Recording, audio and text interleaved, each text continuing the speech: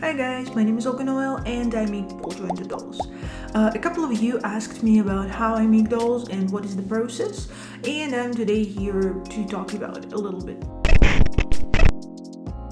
Today I'm going to talk about how I make ball jointed dolls, the process of it, and what is the difference between resin and porcelain ball jointed doll. I know a lot of you think that the process of making dolls is a really complicated one. You are not wrong. It will take me a couple of years to talk about the intricate details about doll making, but the rough idea, this one I'm going to give you today. If I think like I want to make a new doll, the first thing I'm thinking about is the blueprint. The blueprint is the backbone of the whole project. My blueprints look like this, and those blueprints are from years back.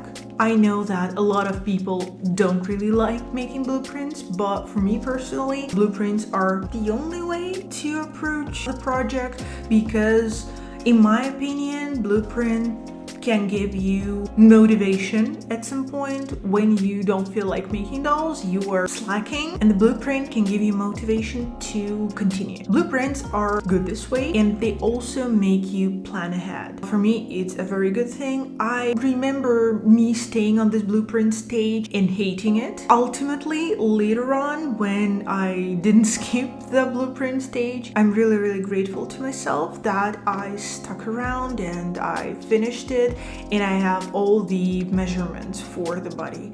I definitely 100% alter what I thought initially, but in general, this is a very good thing. Next stage is a foil sculpture. Foil sculpture is the thing that you do after you have a blueprint, and this foil sculpture is a little bit less pronounced, sort of. It is a little bit less,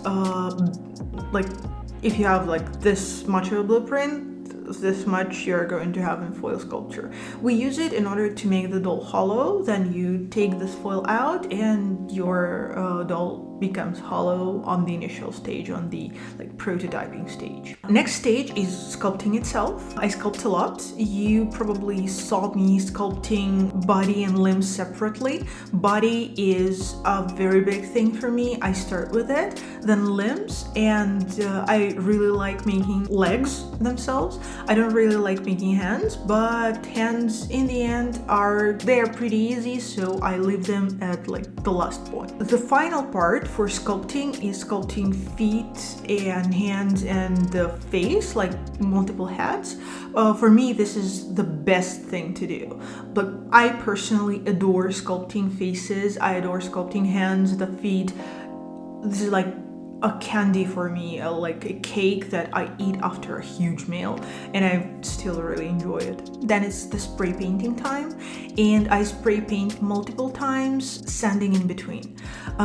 First, spray paint is sort of to just see the doll in a different color, see all the unevenness, all the discrepancies that I allowed myself to make, and as soon as I spray paint the doll, I see those crevices that need to be fixed somehow. Then I sculpt some more, fix the problems, spray paint again, and repeat this process until I'm 100% happy about it. I also assemble the doll a lot of the times, multiple times, all through the sculpting process.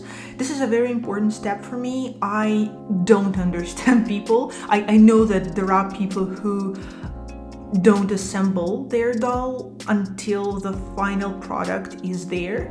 For me personally, it would be a disaster because I lack this imagination. I cannot understand what's going on with the doll. Things happen. I sometimes forget to assemble the doll, and I sometimes go on without this important step, and then I have to go back, assemble the guy or the girl. At some point, I would get really frustrated that I didn't do it beforehand, and I spent so much time just not understanding what was wrong, and the assembly would help me a lot. Spray painting, assembling, sanding, spray painting again. These stages take a lot of time, and then this is the point where porcelain and resin go different ways. For resin, I typically pack the doll and send it to a caster. They would make silicone molds, then put resin in it, then cure it, then I don't know, do their thing, and then I get multiple packages filled with doll parts. And for porcelain, it is a little bit different. I spray paint like the final time, one last time. Then I make plaster molds. Then I prepare the porcelain slip. And after, like, as soon as the porcelain slip is done, the porcelain slip is ready, I pour porcelain into these molds, and the molds should be also dry at this point. So I would pour porcelain, I open the molds. Demolding takes some time as well because you have to be sure that everything is pretty and cooked there. Then I open the molds, I get rid of seams and whatnot, so I work with raw porcelain. As soon as the raw porcelain is done, I let it dry. So as soon as the raw porcelain body is dry, I put it in a kiln. I do the bisque fire. After the bisque fire, I also do the sanding. Sanding takes a lot of time at this point because you have to be sure that no imperfection is allowed to the final stage. And the final stage is high fire. After the high fire, I sand it again, sand the doll multiple times in order to get rid of those salts and whatnot, and the painting process begins. I paint porcelain dolls 10 to 20 times usually, and as soon as I'm done, as soon as this painting process is finished, I need some time to rest. For resin, painting takes me anywhere between a day or two. For porcelain, it takes me anywhere from a week to a month probably, because I have to fire, I have to wait, I have to put as little paint as possible in order to create this depth of the features. So what's next? The next thing is hot gluing the joints for resin dolls or eco suiting them for porcelain dolls. I hate doing both because it takes a lot of time. You can mess up pretty easily. I don't really like it, but it's a necessary thing so that your doll can hold poses. Next thing is inserting pins, gluing them in, and also making hooks so that your doll can be assembled. Hooks and pins are the main things that help your doll to hold together. And elastic cord, of course. I make a loop out of the elastic cord and I make the pins, I make the hooks themselves, and then I assemble the doll. I assemble the doll pretty fast. It takes me around a day, max. Clothes, wig, accessory. If wig needs to be dyed, I dye the fibers. And here you go. That all is ready. I am not so sure that I can show you every single process, but here is the finished doll. The only one for now that I have like the full set. This is a porcelain doll, and I also have resin dolls, and they don't have clothes yet because I worked on orders. Thank you ever so much for everybody who ordered a resin doll for me. If you want some, I still have a couple of bodies in a couple of colors. So thank you ever so much for watching. I hope you enjoyed it.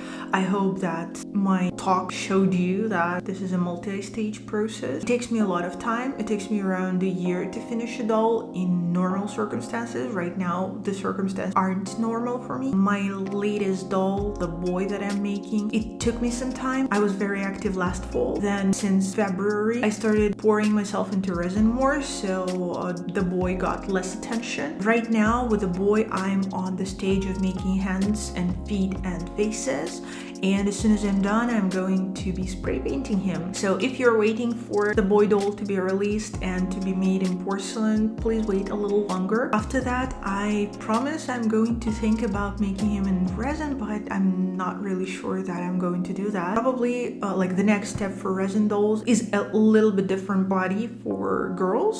So resin dolls are going to be girls exclusively for a couple of years. Thank you ever so much for watching. Don't forget to subscribe, to like the video, to write me comments. Join me on all my social media. I am sharing everything that I'm doing. I hope you like what you see, and have a lovely day. Bye bye.